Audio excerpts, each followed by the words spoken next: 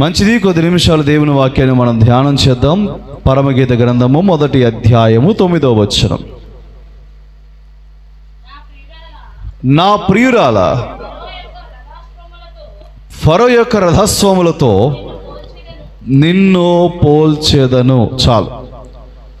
ఒక పోలిక, ప్రియుడు ప్రియురాలని పోల్చిన ఒక పోలిక ఆయన అన్నాడు, పోల్చేదను అని.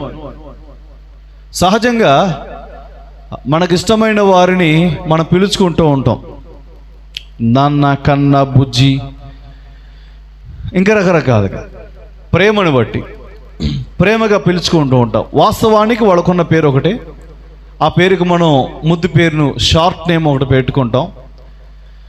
ఇంకొంచెం ప్రేమ ఎక్కువైతే రకరకాలుగా పిలుచుకుంటాం, తప్పులేదు. ప్రేమను పిలిచే పిలుపులో వ్యక్తపరుచుకుంటూ ఉంటాం, సహజమే. ఈ యవనస్తులు ఉంటారు, ప్రేమ అనే మాయలో ఊగిపోయే వాళ్ళు ఉంటారు. వాళ్ళు పిలిచే పిలుపులు మరీ ఘోరంగా ఉంటాయి. ఘోరం అంటే అది వినటానికి కూడా కొంచెం ఓవర్గా అనిపిస్తూ ఉంటుంది. ఇక అన్ని ఖనిజాల పేర్లు వాళ్ళకి వచ్చేస్తాయి. ఇత్తడి, వెండి, రాగి, బంగారం వచ్చేస్తూ ఉంటాయి. ఏంద్రని గోళ అంటే ప్రేమను వ్యక్తపరిచే విధానం అది. ఈ పరమగీత గ్రంథంలో ప్రియుడు తన ప్రియురాలుని పిలిచిన పిలుపులు 13 ఉన్నాయి. నా ప్రియురాల, ప్రాణేశ్వరి, ఇలాంటి పిలుపులు 13 పిలుపులు ఉన్నాయి. పోల్చిన పోలికలు ఉన్నాయి. పిలుపులు వేరు, పోలికలు వేరు. పిలుపులు అంటే ప్రియురాల, ప్రాణేశ్వరి, ప్రియసఖి, ఇలాంటి పదాలు ఉన్నాయి. అవి పిలుపులు. పోలికలేంటి? ఇప్పుడు మనం చదువుకున్నాం, రథస్వములతో నిన్ను పోల్చుచున్నాను. ఇలాంటి పోలికలు పరమగీత గ్రంథంలో 19 ఉన్నాయి. ఒక చోట షారోను వనములో పూయు పుష్పం వంటి దానం ఆమె పోల్చుకుంటుంది. ఆమె పోల్చుకున్న పోలికలు ఉన్నాయి, అవి వేరు. నీ కంధరము దంతగోపుర రూపము అని అంటాడు. టెక్కెములనెత్తిన సైన్యము వలె కనబడుచున్నావు అంటాడు. టెక్కెములంటే జెండాలు. తర్వాత చంద్రబింబమంతా అంతము గలదై అంటాడు. పోలిక, చంద్రుడితో లేక సూర్యుని కాంతితో పోల్చిన సందర్భం సంధ్యారాగము అని. అవి పోలికలు. పిలుపులు వేరు, పోలికలు వేరు. 13 పిలుపులు ఉన్నాయి, 19 పోలికలు ఉన్నాయి. ప్రభు చిత్తమైతే ఒక్కొక్కటిగా మనం ధ్యానం చేద్దాం. భవిష్యత్తులో ప్రభు నడిపిస్తే, జ్ఞానం ఇస్తే నాకు. కాబట్టి ఆయన పోల్చిన పోలికలో, ఈ 19 రకాల పోలికలలో ఒక పోలిక మనం ధ్యానించబోతున్నాం. ఆయన ఏమన్నాడంటే, ప్రియురాల్ని నిన్ను ఫరో యొక్క రథ అశ్వముతో పోల్చుచున్నాను అన్నాడు. అశ్వము అంటే గుర్రం. సహజంగా ప్రియురాల్ని చాలా ప్రేమగా పిలుచుకున్న సందర్భాలు ఉన్నాయి. ఉద్యానవనంలో పెంచబడినదానా అన్నాడు. నువ్వు ఒక షారోను పుష్పానివి అన్నాడు. బలురక్కసి చెట్ల మధ్యలో వల్లి పద్మము అన్నాడు.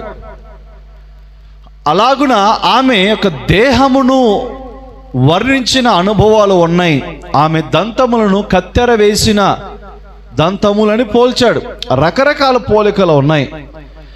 ఎవరైనా తన భార్యను లేక ప్రియురాల్ని నువ్వు గులాబీ పువ్వులా ఉన్నావు అంటే బాగుంటుంది, లేకపోతే నువ్వు జింకలాగా ఉన్నావు అంటే కొంచెం బాగుంటుంది. ఇంకొంచెం ముందుకెళ్ళి నువ్వు తేనెంత మధురం నీ మాటలు అన్నీ పోలిసే కొన్ని పోలికలు బాగుంటాయి. కానీ ఇతడు ఏమన్నాడు? నువ్వు గుర్రం లాంటిది అనివి అన్నాడు. నిన్ను గుర్రముతో సమానంగా పోల్చుచున్నాను అన్నాడు. దాని భావం ఏంటంటే, ఆమె మృదుతత్వం మాత్రమే కాదు, కోమలతత్వం మాత్రమే కాదు, ఆమెలో ఒక యుద్ధ పటిమ, పోరాట సంబంధమైన లక్షణాలు కూడా ఆమెలో కోరుకుంటున్నాడు ప్రియుడు. దేవునికి స్తోత్రం. మనం సహజంగా మనం ప్రేమించిన వారిని చాలా ప్రేమగా చూసుకుంటాం, చాలా ఆప్యాయంగా చూసుకుంటాం. వాళ్ళకి కష్టము కూడా రానియకుండా చూసుకోవాలి అన్న మన తాపత్రయం అనేది ఉంటుంది. కానీ కొన్నిసార్లు మనం అతి ప్రేమ కూడా అది తిరిగి మనకే నష్టాన్ని కలిగిస్తుంది. కాబట్టి అతి ప్రేమ అనేది అన్ని సందర్భాల్లో ఉపయోగపడదు. దేవునికి మనం అంటే ఇష్టమేనా? ఎంత ఇష్టం? దేవుడు లోకమును, దానికి లిమిట్ లేదు, షరతులు లేని, కొలతలు లేని ప్రేమ. ఈ భూమి మీద అత్యంత గొప్ప ప్రేమ ఎవరిదంటే తల్లి ప్రేమ అంటారు. దేవుని ప్రేమకు సరి అయినది, సాటి అయినది ఇంకొకటి లేదు. పసిబిడ్డ ఎవడైనా ముద్దాడతాడు. కొద్ది గొప్ప వయసు వస్తే ప్రేమ ఉంటే ముద్దాడతాం. ముసలి వాళ్ళు ముద్దు పెట్టుకునే వాళ్ళు ఉంటారా? అది చూడడానికి ఇష్టపడరు. ఏంది ఊరకి ఇంట్లో మూలుగుతూ ఉంటావు, కాము కూర్చో, ఓ ఊరకు గోల్ చేస్తూ ఉంటావు, కుదురు కొనలేవు, ఏంది పద్దాకి పిలుస్తూ ఉంటావు, కాముగా ఉండవు, పనులు లేవా మాకేడ అంటాం. ఎప్పుడు ప్రేమ తగ్గిపోయినప్పుడు. పసిబిడ్డ అమ్మ అమ్మ అంటూ ఉంటే పరిగెడతా ఉంటావు, నా బిడ్డ పిలిచాడని. కాస్త వృద్ధాప్యం వచ్చాక తల్లిదండ్రులు పిలుతాను, ఏంది పద్దాకు పిలుస్తావు, పని పాట ఉండదు మాకిక, పని చేసుకోవద్దా, పద్దాకు నీకాడే కూర్చోవాలా అని అంటారు. మనుషుల ప్రేమ చర్మం ముడతలు పడితే పోద్ది. చర్మం ఎంత మృదువుగా ఉంటే అంత ముద్దాడతాం. చర్మం ముడతలు పడే కొద్దీ ప్రేమ. నిన్ను ముదిమి వచ్చు వరకు ముద్దాడువాడు అంతటి ప్రేమ కలిగిన వాడు. ఆయన ప్రేమ ముందు మరణమే ఓడిపోయింది. నీకోసం సమస్తాన్ని విడిచిపెట్టిన దేవుడు, ఆయనకు మించిన ప్రేమ ఈ లోకలు ఇంకొకటి లేదు అన్నవాడే నిన్ను అశ్వముగా పోల్చాడు. అంటే నిన్ను ఒక గుర్రముగా పోల్చాడు. ఎందుకు అలా పోల్చాడు? ఎందుకు నీలో ఆ గుణాన్ని దేవుడు కోరుకుంటున్నాడు అంటే కొన్ని విషయాలు మనం బైబిల్లోంచి గమనిద్దాం. అశ్వము లేక గుర్రముకున్న లక్షణాలు ఏంటి? దేవుడు ఎందుకు మనలను అలా కోరుకుంటున్నాడు అనే విషయాలు మనం చూద్దాం. బైబిల్లో యోబు గ్రంథము 39వ అధ్యాయము 22వ వచనం. అది భయము పుట్టించు దానిని వెక్కిరించి భీతి నొందకుండును, ఖడ్గమును చూచి వెనుకకు తిరగదు. యోబు గ్రంథములో గుర్రము గురించి చాలా వివరణ ఉంది, దానికి ఉండే లక్షణాల గురించి వివరణ ఉంది. ఈరోజు మచ్చుకు కొన్ని ధ్యానం చేద్దాం. ఒక 4 లేక 5 సంగతులు, సమయ సందర్భాన్ని బట్టి ఒక 4, మహా అయితే 5, 4 చూద్దాంలే. చాలా విషయాలు ఉన్నాయి సమయానుకూలంగా. యుద్ధ భూమిలో ఉన్న అశ్వము అది కత్తులను ఈటెలను చూసి భయపడదు. దేవునికి స్తోత్రం. ఎందుకంటే ఫరో యొక్క రథ అశ్వము యుద్ధ భూమిలో వేగంగా పరిగెడుతుంది. భూమి మీద ఉన్న అశ్వములన్నిటిలో, గుర్రములన్నిటిలో ఫరో యొక్క రథాశ్వము, రాజుగారి రథాశ్వము, అది సైనికుడిదో సైన్యాధిపతితో కాదు, ఫరో యొక్క రథాశ్వము. ఐగుప్తులో ఉన్న రథములలో, ఆ రథాలను లాక్కి వెళ్ళే గుర్రాలలో రాజుగారి గుర్రము శ్రేష్టమైనది ఉంటుంది.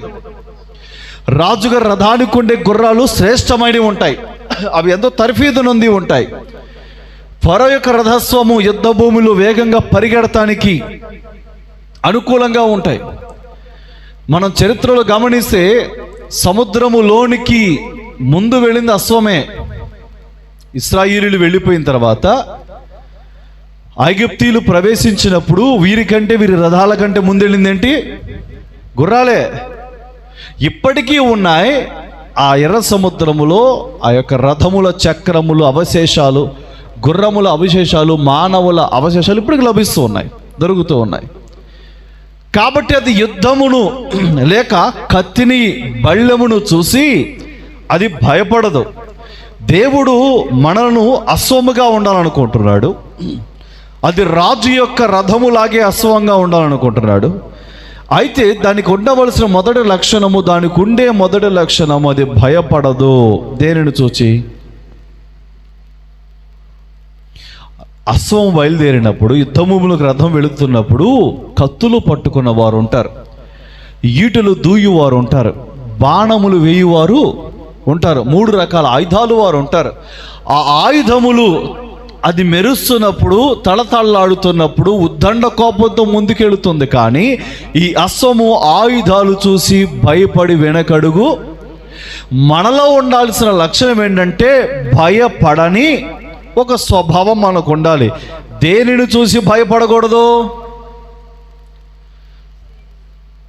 సంఘము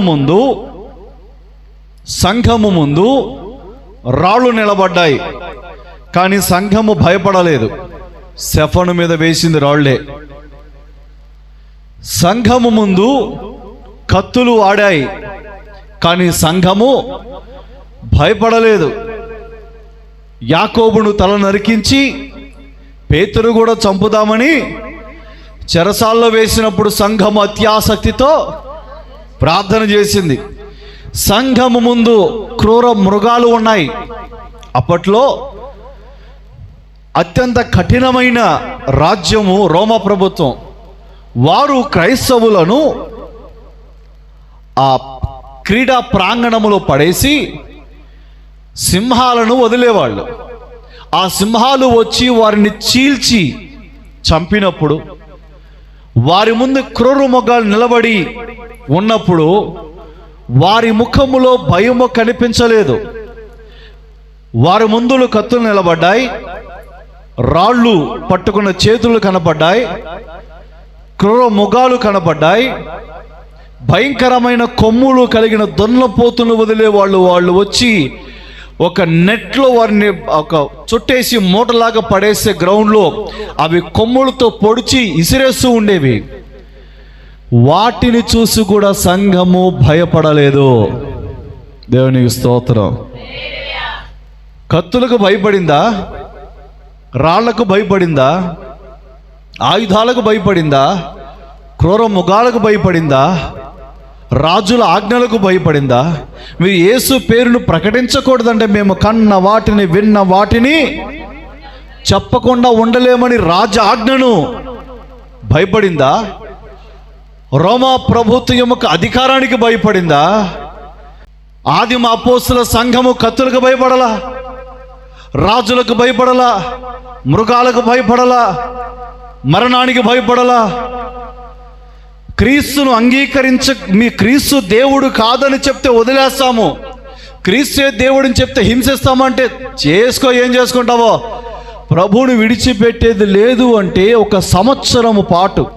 సంవత్సరం పైబడి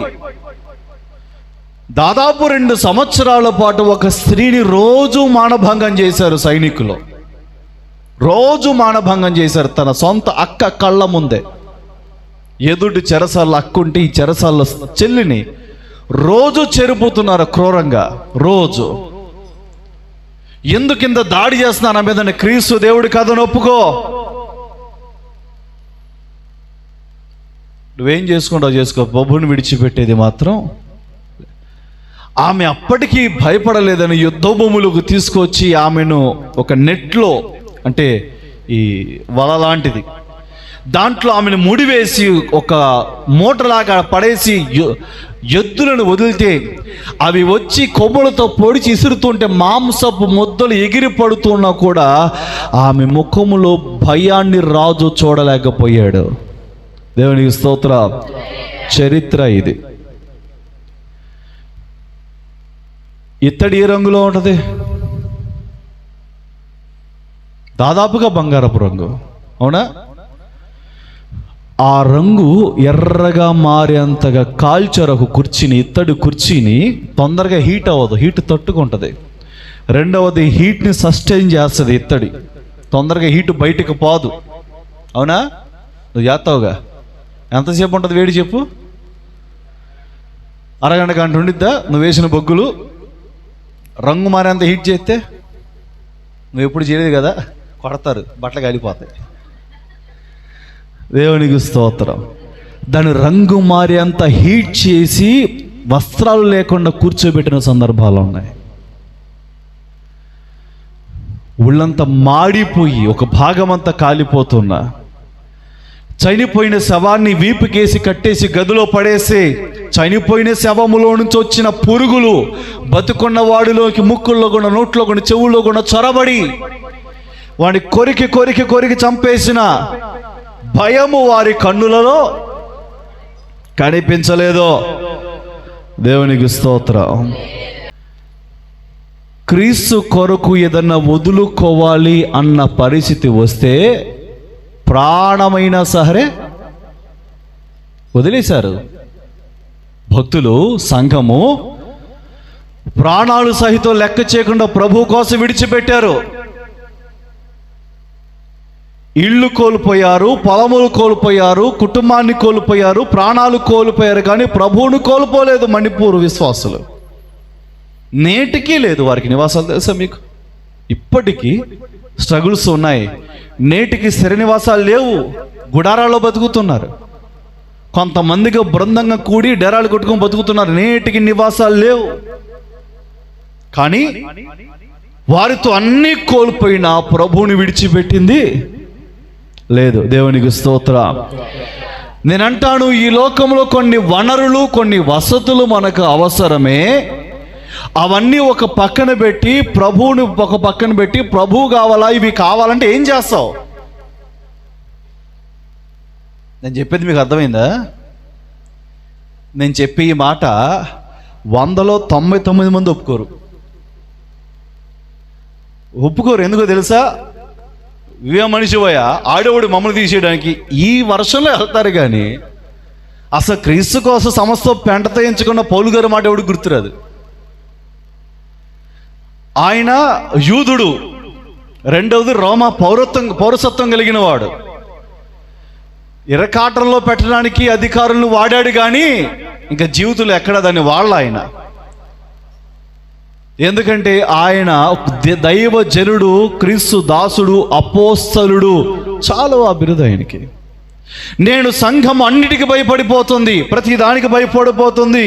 రాబోతున్నాయి రోజులు, చర్చికి వెళ్ళనీరు, మందిరాలు కూల్చేస్తారు, భయంకరమైన దినములు రాబోతున్నాయి. నీ ముందు ఆయుధాలు, శాసనాలు కనబడతాయి. నీ ముందు ఆయుధాలు కనబడతాయి, అధికారులు చేసే శాసనాలు కనబడతాయి. అవి యుద్ధములు తళతళలాడినప్పుడు ఉద్దండ కోపంతో వేగముగా యుద్ధములకు వెళ్ళిపోతున్న అసోమో. దేవునికి స్తోత్రం. నేను భక్తిలోనికి వెళ్ళనీయకుండా, నేను భక్తి చేయనీయకుండా, క్రీస్తుని విడిచిపెట్ట ఎన్ని ప్రయత్నాలు జరిగినా, నువ్వు క్రీస్తుని అంగీకరిస్తే ఇది లాగేస్తాం, అది లాగేస్తాం అని చెప్పి లాక్కో, తీసేసుకో. ఏం తీసుకుంటావు తీసుకో. నీ చేతిలో ఉన్నది తీసేసుకో. నీ చేతిలో లేనిది, నువ్వు లాగివేయలేనిది నా భక్తి. దాన్ని ఎవడు లాగేయలేడు. యోబు దగ్గర సమస్తము పోయాయి, భక్తి తప్ప. అది కూడా ట్రై చేసింది. యథార్థతను ఇడిచిపెట్టేయి అని అడిగింది భార్య. అది యోబు చేతిలో ఉంది. ఆస్తి యోబు చేతిలో లేదు, అంతస్తు యోబు చేతిలో లేదు, బిడ్డల భవిష్యత్తు ఏది యోబు చేతిలో ఒక్కటే ఉంది. ఏంటిది? తన ప్రాణమే తన చేతిలో లేదు, తన చేతిలో ఉంది భక్తి, యథార్థత. దాన్ని ఎవడు లాగేయలేడు, దాన్ని ఏడు లాగేయలేడు. దాన్ని లాగివేయటం కోసం నీకు చాలా భయాలు కనిపిస్తాయి, చాలా భయాలు నీ ముందు పెడతారు, చాలా ఆఫర్లు నీ ముందు పెడతారు. మనల్ని సేవలో నుంచి, భక్తిలో నుంచి, పవిత్రతలో నుంచి తప్పించడానికి చాలా ప్రయత్నాలు జరుగుతాయి. చెప్తే వెంటలేదా భయపెడతారు. మీరు క్రీస్తునామాన్ని ప్రకటించడానికి వీలు లేదు అన్నప్పుడు, మేము కన్న వాటిని, విన్న వాటిని, దేవునికి స్తోత్రం. ఒకళ్ళు బోర్డు పెడతారు ఊరు బయట, ఈ గ్రామములో క్రైస్తవులు ఎవరు లేరు, కాబట్టి మీరు వచ్చి అన్యమత ప్రచారం ఎక్కడ చెయ్యొద్దు, చేసిన ఎడల తగిన శిక్ష విధించబడు బోర్డులు ఊరు బయట పెట్టుకుంటారు. వాళ్ళంత మూర్ఖులంటే మూర్ఖులే. ఇన్సెక్యూర్ ఫీలింగ్ ఉంది వాళ్ళకి. వాళ్ళు చెప్పేస్తే మారిపోతారన్న అంటే నీ భక్తి అంత వీకా? నీ భక్తి అంత వీకా? నువ్వు చేసే భక్తి నీ గ్రంథాలు లేకపోతే నువ్వు పూజించే దేవుడు అంత వీకా? నేనంటాను, మన క్రైస్తవ ఏరియాలకి ఏ పుస్తకం పట్టుకొచ్చుకో, ఏ గ్రంథం తెచ్చుకో, ఏం చెబుతావు చెప్పుకో, ఒక క్రైస్తవుని ఎవడు మార్చలేడు. ఎందుకు? మనం చేసే భక్తి నన్ను ఎవడు తప్పించలేడు. నా భక్తిలో నుంచి నన్ను ఎవడు తప్పించడు. ప్రపంచంలో ఉన్న గ్రంథాలన్నీ నా ముందు పెట్టి బోధించిన నేను నమ్మిన సత్యములో నుంచి నన్ను ఎవడు తప్పించలేదు. ఎందుకు? నేను నమ్మింది సత్యం. నా భక్తి విషయం నమ్మకం ఉంది కాబట్టి ఎవడొస్తే ఏం చెప్తాడో చెప్పని నాకు భయం లేదు. ఎవరు చేంజ్ చెప్పినా భయపడనిదే సంఘం. దేవుని స్తోత్రం. మన ముందు కత్తులు నిలబడిన, ఆయుధాలు నిలబడిన, అధికారాలు నిలబడిన, పరిస్థితులు తారుమారైనా భయపడనక్కరలేదు. ఎందుకంటే ఆయన లోకమును జయించాడు. లోకము మిమ్మల్ని భయపెడుతుంది, భయపడొద్దు, ధైర్యంగా ఉండండి, ఎందుకంటే నేను లోకాన్ని. కానీ ఇప్పటికీ చాలామంది ఇంకొన్ని భయాలు ఉంటాయి, చాలా సిల్లి భయాలు ఉంటాయి. తుమ్మినా భయమే, అమావాస్యలంట, పౌర్ణాలంట, రకరకాల భయాలు, పనికి మాలిన భయాలు ఉంటాయి. మనం దేవుని వాక్యానికి, దేవునికి భయపడాలి. ఈ లోక వ్యవహారాలకు, లోక సంబంధమైన వాటికి భయపడాల్సిన అవసరం రాబోతున్నాయి. గడ్డు కాలం రాబోతుంది, భయంకరమైన పరిస్థితులు. అయితే మనకు ముందు తరము వారు, మన పితరులు, ఆదిమ సంఘము పడినంత శ్రమ అయితే లేదు. వాళ్ళు భయంకరమైన శ్రమలు పడ్డారు. క్రైస్తవం తీసుకొచ్చేసి వీధుల్లో రోడ్డు పక్కన నించోబెట్టి వాళ్ళ మీద చమురు పోసి అగ్ని మండిస్తే వాళ్ళ అగ్నిలో తగలబడుతుంటే అది స్ట్రైట్ లైట్గా వాడుకొని రాజులు గుర్రం మీద స్వారీ చేసేవాళ్ళు. స్ట్రీట్ లైట్లు క్రైస్తవులు. అలాంటి దినాలు మన పితరులు దాటొచ్చారు. మనకంత డేంజర్ ఏమి లేదు. అయినప్పటికీ శ్రమలు, శోధనలు కంటి ముందు కనిపించినప్పుడు యుద్ధము రాబోతుంది, క్రైస్తవుల మీద యుద్ధం రాబోతుంది, భయపడద్దు. మహా అయితే ప్రాణం తీస్తాడు. బైబిల్లో ఉంది, శరీరమును చంపువానికి భయపడక ఆత్మను కూడా చంపువానికి భయపడండి. దేవునికి స్తోత్రం. అది ఏ ఖడ్గాన్ని చూసి అశ్వము భయపడదు. రెండవదిగా 25వ వచనం. కాదమ్మా, అది బాకానాదము విని ఊరకుండదు. బాకానాదము విననప్పుడల్లా అది ఆహా. అమ్మ 39:25 చదవమ్మ. అనుకొని దూరము నుండి యుద్ధ వాసన తెలుసుకొనును, సేనాధిపతుల ఆర్భాటమును, యుద్ధ ఘోషను. అది దూరము నుండి యుద్ధ వాసన. ఏ వాసన? బాకానాదము విననప్పుడల్లా ఆహా అనిద్దంట.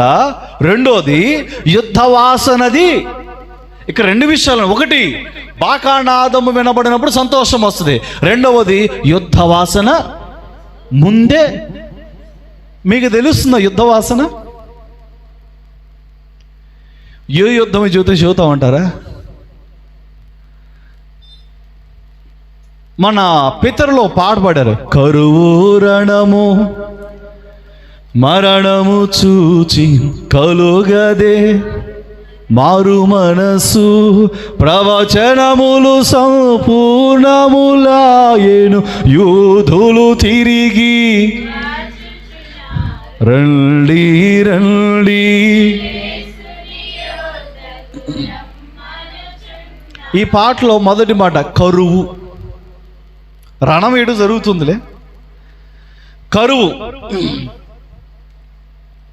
మీకు ఒక సలహా ఇస్తున్నాను, జాగ్రత్తగా పాటించండి. నీటిని జాగ్రత్తగా వాడండి, నీళ్ళని జాగ్రత్తగా వాడండి. అనవసరంగా నీటిని వృధా చెయ్యొద్దు. దూరములో లేదు, దగ్గరలోనే ఉంది. ఆల్రెడీ ముంబై నగరంలో గవర్నమెంట్ రూల్ పాస్ చేసింది. కారు బైకులు కడుక్కునేవాళ్ళు ఉంటారే, వాటర్ వాష్ కడుక్కోవటం ఆపేయమని చెప్పింది. ఎవడైనా వాటర్ వాష్ పెట్టి బైకో కారో కడుగుతుంటే 5,000 ఫైన్. ఎందుకు కడుక్కోవద్దన్నారు? నీటి కొరత వచ్చేసింది. బెంగళూరులో ఆల్రెడీ నీటి కొరత ఉంది. డేటా సెంటర్లని పెడుతున్నారు అక్కడక్కడ. ఈ డేటా సెంటర్ల సర్వర్లు కూల్ అవడం కోసం లక్షల లీటర్ల నీళ్లు కావాలి, వాటికి కావాలి. రెండవది, ఏఐ సెంటర్లు ఉన్నాయి. ఏఐ ఫ్యాక్టరీ, ఏఐ సంబంధించిన టెక్నాలజీ ఉంది. ఆ సర్వర్లు కూల్ అవ్వడానికి లక్షల లీటర్ల నీళ్లు కావాలి. ఉప్పు నీళ్లు కాదు, మంచినీరు. ఏఐ డేటా సెంటర్లకి, గూగుల్ డేటా సెంటర్లకి నీళ్లు కావాలి. ఇప్పుడు మొబైల్ ఫోన్ల రేట్లు పెరిగిపోతున్నాయి, హ్యూజ్గా పెరిగిపోతున్నాయి. రీజన్ ఏంటంటే ఏఐ సంబంధించిన సంస్థలన్నీ కూడా చిప్స్ కొనుక్కుంటున్నాయి. చిప్స్ అంటే లేస్ కాదు, ర్యామ్లు, స్టోరేజ్లు, ర్యామ్లు, రోములు ఉంటాయి, చిప్ సెట్స్ ఉంటాయి. అవి వాళ్ళు కొనటం వల్ల డిమాండ్ పెరిగి సప్లై తగ్గి వాళ్ళు రేట్లు పెంచేసి మొబైల్ ఫోన్లు పెరిగిపోయినాయి. అంటే ఏ వ్యవస్థ చాలా విస్తృతంగా విస్తరిస్తుంది, నీళ్లు తాగేస్తుంది. ప్రపంచవ్యాప్తంగా నీటి కొరత వస్తుంది. దానికి తోడు ఇప్పుడు E20 ఉంది. E20 అనే పెట్రోల్ ఒకటి ఉంది. అంటే 80% పెట్రోల్, 20% ఇథనాల్. ఆల్రెడీ బళ్ళు షెడ్లకి వెళ్తున్నాయి. అంటే చెరుకు రసం లాంటిది, 20% చెరుకు రసం లాంటిది, చెరుకు రసం కాదు, చెరుకు రసం లాంటిది. ఇప్పుడు కొత్త టెక్నాలజీ వచ్చింది. 85% ఇథనాల్, 15% పెట్రోల్. సైకిళ్ళ కాలం రాబోతుంది, ఎడ్ల బండి సైకిళ్ళు రాబోతుంది. ఇది రాబోతుంది. దాన్ని పెద్ద గొప్పగా ప్రజెంట్ చేసుకుంటారు. దాన్ని ఎవడన్నా క్వశ్చన్ చేసి వాడు దేశద్రోహి ప్రశ్నిస్తే. అయితే పెద్ద ప్రశ్న ఏంటంటే, ఇథనాలు చెరుకు నుంచి వచ్చే వ్యర్థములో నుంచి వస్తుంది. వ్యర్థములో నుంచి ఇంకా కొన్ని ఉన్నాయి, కొన్ని కేటగిరీస్ ఉన్నాయి. ఉదాహరణకి చెరుకు అని చెప్తున్నా. ఆ వ్యర్థాల్లో నుంచి తీయాలి ఇథనాల్ అనేది. అయితే ఇప్పుడు చెరుకు పంట పండించడానికి నీళ్లు ఎక్కువ పడతాయా తక్కువ పడతాయా? వరి కంటే చెరుకుకి ఎక్కువ నీళ్లు పడతాయి. అంటే ఇప్పుడు ఈ వీటిని ప్రమోట్ చేయాలంటే ఈ పంటలు ఎక్కువ పండించాలా? ఈ పంటలు ఎక్కువ పండించాలంటే నీటి అవసరత, కాస్త బుద్ధి జ్ఞానం ఉన్నాడు ఆలోచిస్తారు. ఎట్లాంటి ఏమాత్రం బుర్రలేనోడు నువ్వు దేశద్రోహి అంటాడు. ఆల్రెడీ నీటి కొరత ఉంది. ఈ పంటలు ప్రమోట్ చేసే నీరు మీకు తెలుసా, చైనా వరి పండించదో, కొంటదే. వరి పండించాలి, నీళ్ళు ఎక్కువ కావాలా, నీటి విలువ వాళ్ళకి తెలుసు, అందుకే కొంటారు బియ్యం వాళ్ళు. బుర్రన్నోళ్ళు చేసే పనులు. దేవునికి స్తోత్రం. అంటే ఇవన్నీ ఏం చెప్తున్నాయంటే నీటి కొరత. నీరు లేకపోతే ఏమొస్తుంది? కరువు వస్తుంది. ఇక అన్నీ వచ్చేస్తాయి. నీరు లేకపోతే కరువు. ఈ పెట్రోల్ని ఇథనాల్ని బ్లెండ్ చేసే ప్రాసెస్లో ఒక వేస్ట్ వస్తుంది. ఆ వేస్ట్ చొక్క భూమి మీద పడకూడదు. ఇవన్నీ ఎందుకు చెప్తున్నారంటే నీళ్లు జాగ్రత్తగా వాడండి. కరువు, యుద్ధ వాసన గమనించండి.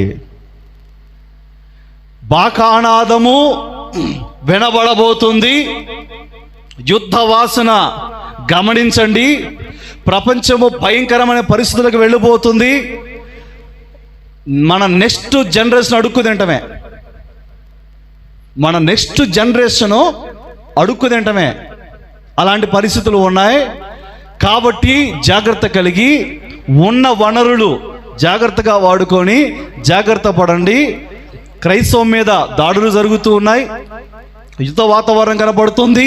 కరువు, రణము, మరణము అన్నీ వస్తున్నాయి. కాబట్టి అంతటా అందరూ మారు మనసు పొందండి. యుద్ధ వాసన గమనించండి. దేవునికి స్తోత్రం.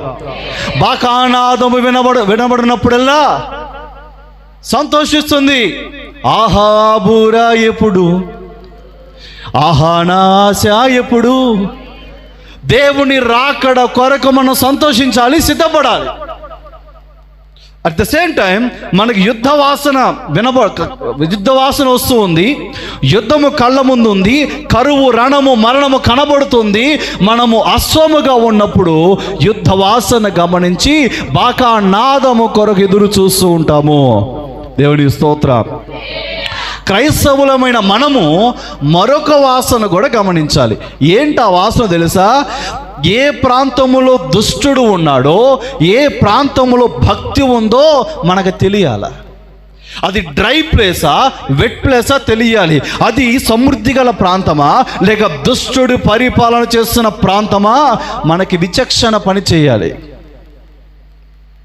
నీ ఇంటిలో దేవుని పరిపాలన జరుగుతుందా, లేక నీ చుట్టూ సాతాను పరిపాలన జరుగుతుందా అనే వాసన నీకు తెలియాలి. ఆ విచక్షణ నీకు పని చేయాలి. ఆ వాసన తీసుకునే అనుభవం నాకుంది కాబట్టి దైవజనుడు ముందుగానే హెచ్చరిస్తాడు. నేను చాలా మందిని హెచ్చరించా, రండి మందిరానికి, ఈ క్రియలు విడిచిపెట్టండి, మీరు ప్రమాదంలో ఉన్నారని చాలామందిని హెచ్చరించా. మేలుకొని వచ్చిన వారు చాలా తక్కువ మంది, ఆ ప్రమాదంలో పడిన వారు ఎక్కువ మంది. సేవకుడిగా నాకున్న అవగాహన బట్టి, దేవుడు నాకు ఇచ్చిన నడిపింపుని బట్టి చాలామందిని హెచ్చరించా. దాన్ని గమనించుకున్న వాళ్ళు చాలా తక్కువ మంది. ఎందుకంటే వాళ్ళకి ఆ యుద్ధ వాసన తెలియదు. బాగానే బతికేస్తున్నావు, బాగానే ఉన్నావు అని ఒక ఫీలింగు. రెండవది, చర్చికి వెళ్ళకపోతే ఏమైందంట అని ఒకటి, వెళితే మాత్రం ఏం జరిగిందంట అని ఒకటి. రకరకాల అనుభవాలతో నిండిపోయి ప్రమాదాల్లో పడ్డారు చాలామంది. మనకు ఆ విచక్షణ పని చేయాలి. నా చుట్టూ ఉన్న ప్రదేశం ఎలా ఉంది, నా గృహం ఎలా ఉంది, అది సాతానుకు అధికారంగా మారిందా, దేవుని సన్నిధికి ప్రతిబింబంగా మారిందా, నా చుట్టూ పరిస్థితులు ఎలా ఉన్నాయి. దుష్టుడు దాడి చేయబోతున్నాడు ముందే గమనించాలి. దుష్టుడు దాడిని ముందుగానే తిప్పికొట్టాలి. ఎవరు తిప్పికొట్టగలరు? అసలు ఎవరికి దుష్టుడు దాడి తెలిసిద్ది ముందుగానే? ప్రార్థనా పరులకి, దేవుని సన్నిధిలో సమయాన్ని గడిపే వాళ్ళకి, దేవుని పాదాల చెంత సమయం గడిపే వాళ్ళకి ఆ వాసన తెలిసింది. ఆ దుష్టుడి క్రియలు అర్థమవుతాయి. దేవుడు బయలుపరిచి ముందుగానే హెచ్చరిస్తాడు. మనకి ప్రార్థన ఉండదు, వాక్య ధ్యానము ఉండదు, చర్చిలో కూర్చున్నామని ఎప్పుడు ముగితే పోదాం చూస్తూ ఉంటాం. ఇక యుద్ధ వాసన తెలిసిద్ది నీకు. మీరు మెలకువగా ఉండమని ఎందుకు చెప్పాడు దేవుడు? శోధనలో మెలకువ కలిగి దుష్టుడు దాడి చేయబోతున్నాడు కాబట్టి మెలకువ ఆత్మ మనకు ఉండాలి. జరగబోయే ప్రమాదాన్ని ముందే గమనించాలి. మనం అలర్ట్గా ఉండాలి, ప్రార్థనలో కనిపెట్టాలి, ప్రార్థనలో పోరాడాలి, దేవుని సన్నిధిలో సమయాన్ని గడపాలి. మన జీవితంలో జరిగే ఏదో 1-2 సందర్భాలు పట్టుకొని దేవుడు నాకు అన్యాయం చేశాడు, దేవుడు నాకు మేలు చేయదని మూర్ఖంగా పెడితే దెబ్బ తినేది నువ్వే. ప్రమాద పంచుల్లో ఉన్నావు, జాగ్రత్త. యుద్ధ వాసన మనకు తెలియాలి. కడబూర శబ్దము మనము వినాలి. దేవునికి స్తోత్రం. మూడవదిగా, వచనాలు అవసరం లేదు, తెలిసిన విషయాలు చెప్తా. మూడవదిగా, యుద్ధ భూమిలోకి రాజుగారి రథము ఆ గుర్రము తీసుకొని వచ్చిందంటే శిక్షణ లేని గుర్రాన్ని రథాన్ని కట్టరు. దానికి శిక్షణ ఉంటుంది. యుద్ధములు ఎలా బిహేవ్ చేయాలో అశ్వానికి శిక్షణ ఉంటుంది, తర్ఫీదు ఉంటుంది. పైగా రాజుగారి రథాన్ని లాగే గుర్రానికి మరి ముఖ్యమైన శిక్షణ, తర్ఫీదు ఖచ్చితంగా ఉంటుంది. కాబట్టి ఇప్పుడు ఫరో యొక్క రథస్వాముతో పోల్చాడు కాబట్టి మనకు తర్ఫీదు ఉండాలా వద్దా? శిక్షణ ఉండాలా లేదా? ఎక్కడ శిక్షణ? ఎక్కడ? ఇక్కడే దేవుని సన్నిధిలోనే. నువ్వు ప్రార్థనలో నలగాలి, ఉపదేశంలో నలగాలి, వాక్య జ్ఞానము నీకు ఉండాలి, పరిశుద్ధాత్మను పొందుకునే అనుభవం నీకు ఉండాలి, శ్రమలతో ఫైట్ చేసే అనుభవం నీకు ఉండాలి.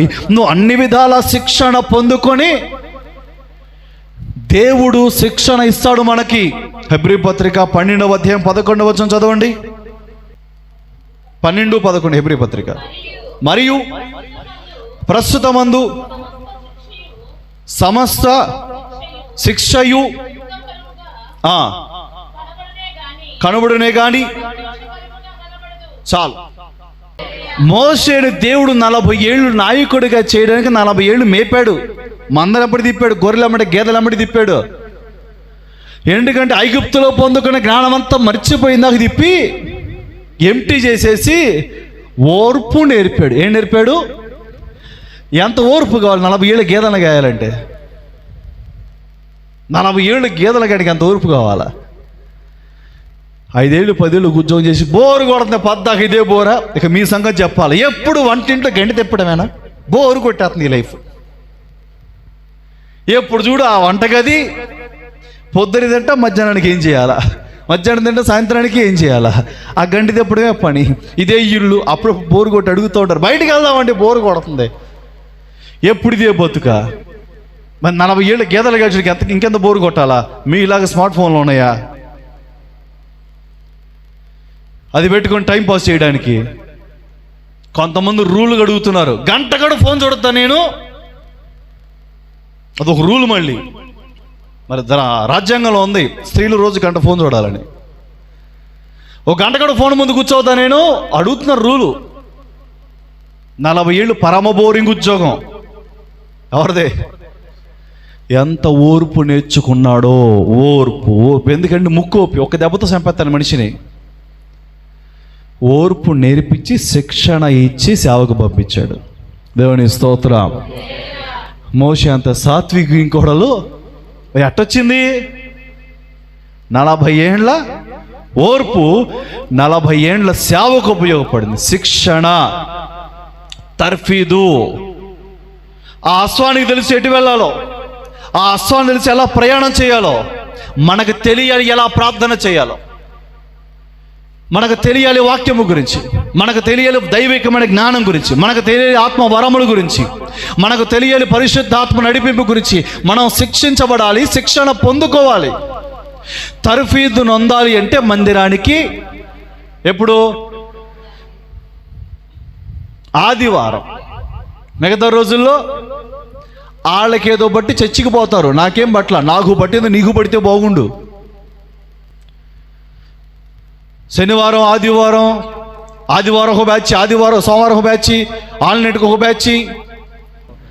శిక్షణ, దేవుని సన్నిధిలో శిక్షణ కావాలి. అశ్వముకు శిక్షణ ఉంటుంది. దేవునికి స్తోత్రం. ఇక ముగించేస్తారు. 4వ విషయాన్ని చెప్పేసి ముగించేస్తారు. 4వదిగా ఈ గుర్రానికి చాలా బలం ఉంటుంది, చాలా బలం ఉంటుంది. అది యుద్ధ భూమిలో ప్రవేశించినప్పుడు, రథాన్ని కట్టినప్పుడు దాని శక్తి అంతా ఎవరి కోసం వాడిద్ది? రథము కట్టబడిన తర్వాత రథము తీసుకొని బయలుదేరినప్పుడు గుర్రము తన బలాన్ని అంతా ఎవరి కోసం వాడిద్ది అంటున్నా? దానికోసం వాడిద్దా? దానికోసం వాడదు. తన వేగము, తన బలమంతా రాజు కోసమే. ఫరోయొక రథస్వము కదా, రాజు కోసమే వాడిద్ది. తన శక్తి, దాని సామర్థ్యం, దాని బలమంతా కూడా రాజు కోసం పూర్తిగా వాడేస్తుంది. నేను అడుగుతున్నాను, మీ ఆయుష్ కాలము, మీ ఆయుష్, మీ బలము, మీ శక్తి, మీ జ్ఞానం ఎవరి కోసం వాడుతున్నారు? పైగా మనం వాడతాం సజీవయాగముగా.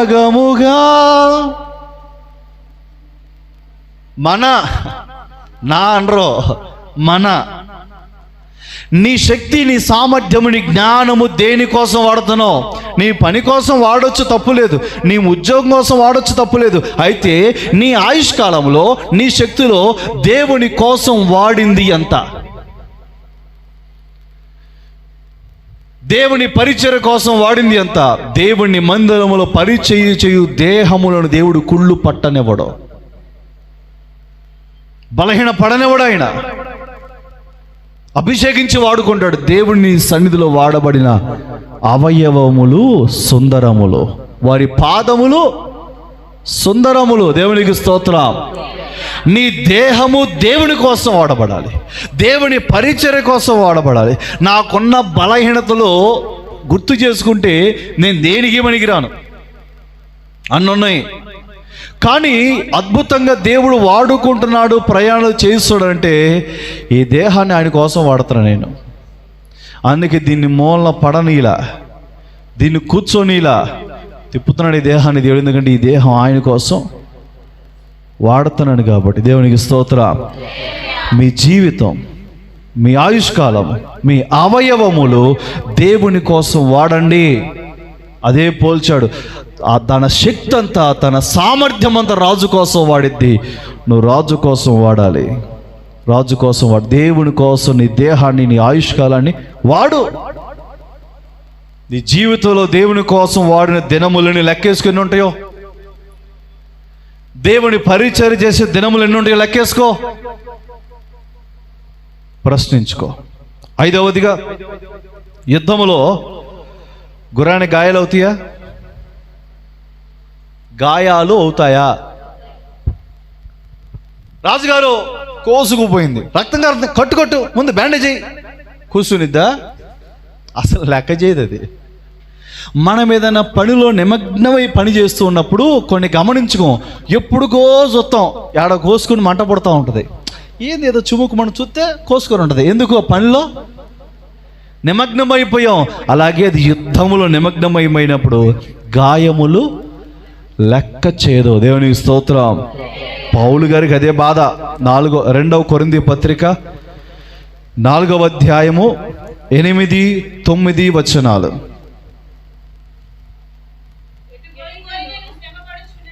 ఎటు పోయినను శ్రమ పడుచున్నాను,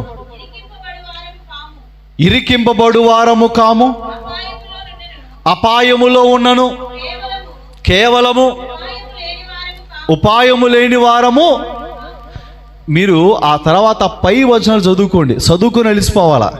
ఆయనకు వచ్చే శ్రమలో చదువుకొని అలిసిపోవాలా.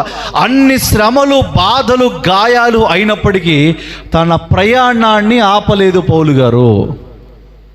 మన విశ్వాస ప్రయాణంలో ఎన్ని గాయాలు అయినా, ఎన్ని శ్రమలు ఎదురైనా మన విశ్వాస ప్రయాణము ఆగకూడదు. రాజుకొని తీసుకొని వెళుతూనే ఉండాలి. దేవునికి స్తోత్రం. చివరిగా ఈ అశ్వము ఎవరిని మోసుకొని వెళుతుందంటే రాజుని. రాజుకు మోసుకొని వెళుతుంది. మనము రాజును మోస్తే మనల్ని మోయడానికి ఆయన తన వాహనాన్ని పంపిస్తాడు. మేఘముల మీద మనము ఎప్పుడు కొనుగోబడతాం? భూమి మీద బతుకున్నప్పుడు ఆయనను మోస్తే, రాజును మోస్తే. అందుకే ప్రియుడు తన ప్రియురాలను అన్నాడు, ఫరో యొక్క రథస్వములతో నువ్వు రాజు రథమును లాగి గుర్రానివి. ఆ అనుభవాలు నీకు ఉండాలి. భయం అక్కరలేదు. యుద్ధవాసన గమనించాలి. బాకానాదం వినుప్పుడు సంతోషించాలి. క్రమశిక్షణ కలిగి ఉండాలి. గాయములు, శ్రమలు లెక్క చేయకూడదు. రాజును మోసుకొని వెళుతూ ఉంటే నిన్ను మోసుకొని వెళ్ళడానికి నా దేవుడు మేఘవాహమును పంపబోతున్నాడు. సంఘము ఇలా ఉండాలని కోరుకుంటున్నాడు ఆయన. నిన్ను ఫరో యొక్క రథస్వముతో పోల్చుచున్నాను. ఆ పోలిక ఆయన పోల్చాడు. ఆ అనుభవాలు మనలో ఉన్నాయో లేవో ప్రశ్నించుకుందాం, పరిశీలన చేసుకుందాం. దేవుడు తన పరిశుద్ధ వాక్కులను మన వినికిడిలో దీవించి ఆశీర్వదించును గాక. మోకరించండి, ప్రార్థన చేసుకుందాం.